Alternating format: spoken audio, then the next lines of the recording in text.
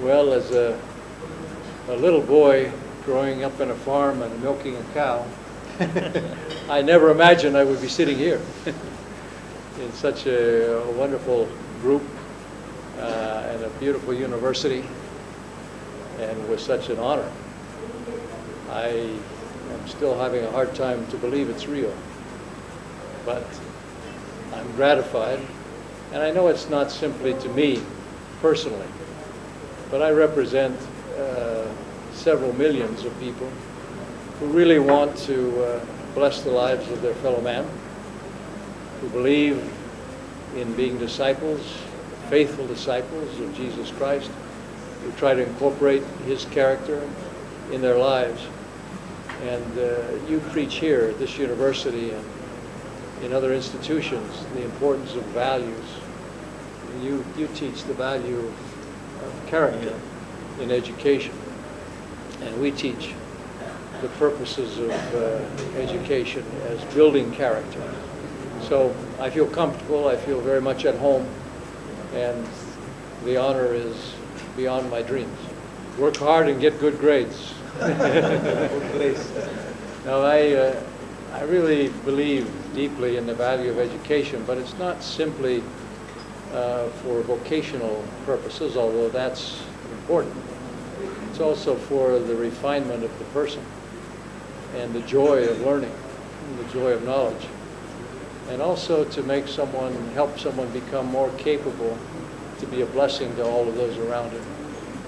This education is not only for oneself, but for what it can enable him to do for others.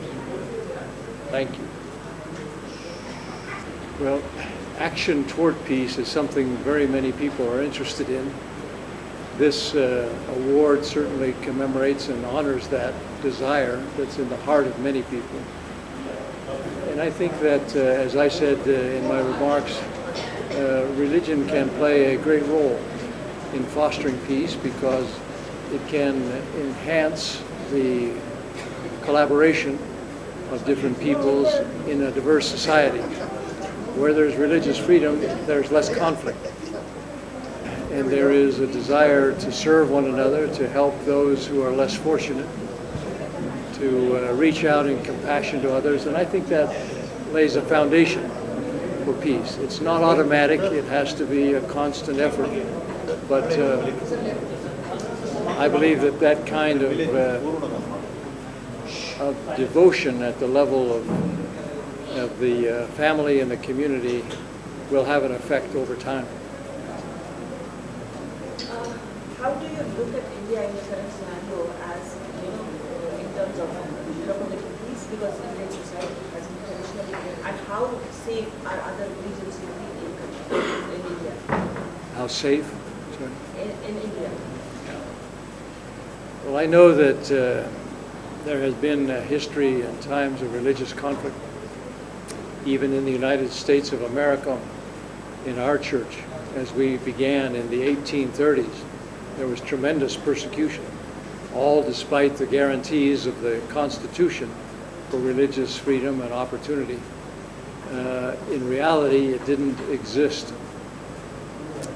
And so it has been there, and I think in India and in many other places, a process where people have come to understand, as Mahatma Gandhi said, that tolerance really is our hope, because we will not ever, all of us, see truth the same way or all the elements of truth in the same way. And I'm heartened, I'm encouraged by the fact that there is greater tolerance in India, there is greater tolerance in the United States, and in many other countries. I hope that will not reverse. I hope that will not turn back to how it has been in past centuries, that it will progress forward. And I think that the efforts of Dr. Todd and others in this World Peace Prize and keeping the emphasis on progressing in the right direction will have an effect for good to preserve what we have gained over so many years and generations. I hope it's increasing. I feel it's increasing. We have, as I said earlier, we have a fairly recent presence in India as a church, only in the late 1800s.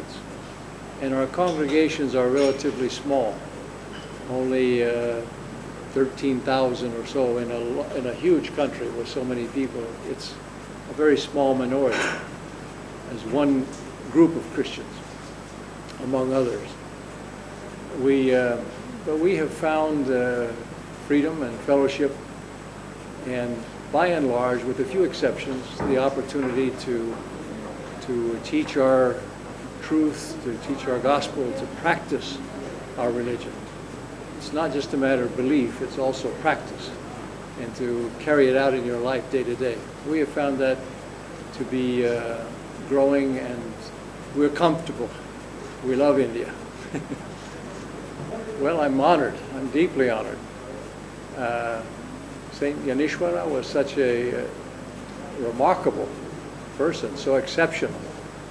And he lived, I know, a very long time ago, but his influence obviously continues into the present. And his influence for peace, I think, is felt maybe even increasingly over time. So I'm very honored to be connected with that history and to have a part in trying to build upon it. And Dr. Todd, nice of you to come,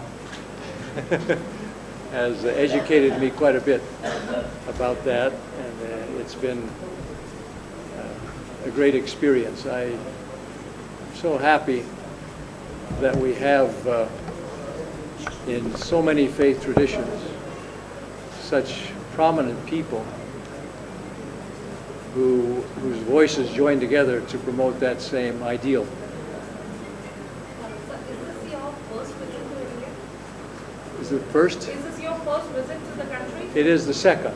Second one. But first visit to Pune and to Mumbai, to this area. I've been in Hyderabad and Bengaluru, but first time here.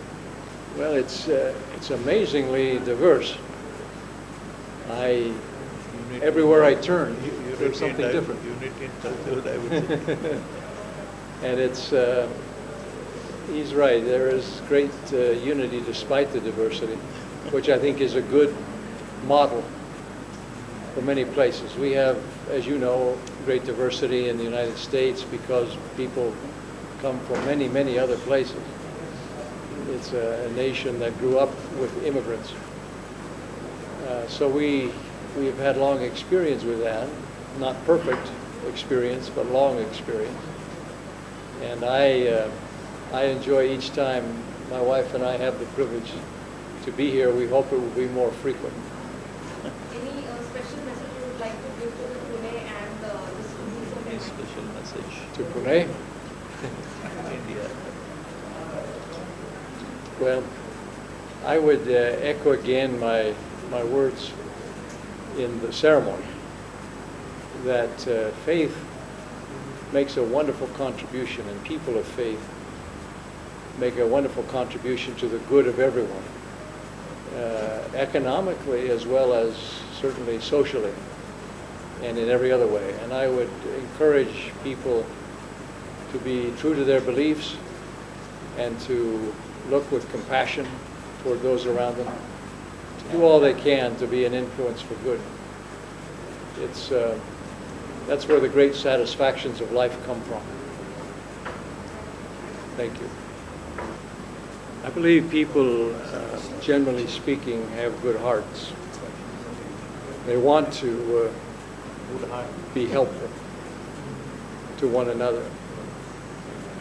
I admit also at the same time that there are voices of extremism who want to divide and who see advantage to themselves in seeking power over others. Our scripture, along with the Bible, the Book of Mormon, teaches that the greatest is the servant, and that when we are serving others, we're serving God. That's how we serve God, is to serve one another. And if people will follow that path, and avoid the selfishness of self-aggrandizement, the will to power that some feel.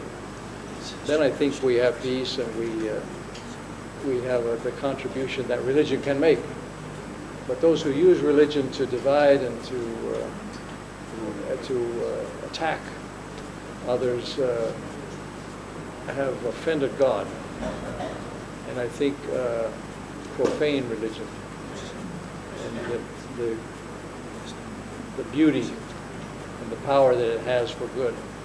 I hope over time, more and more, that we can eliminate that extremism, and that the right principles, as you say, that are shared among so many religions will predominate.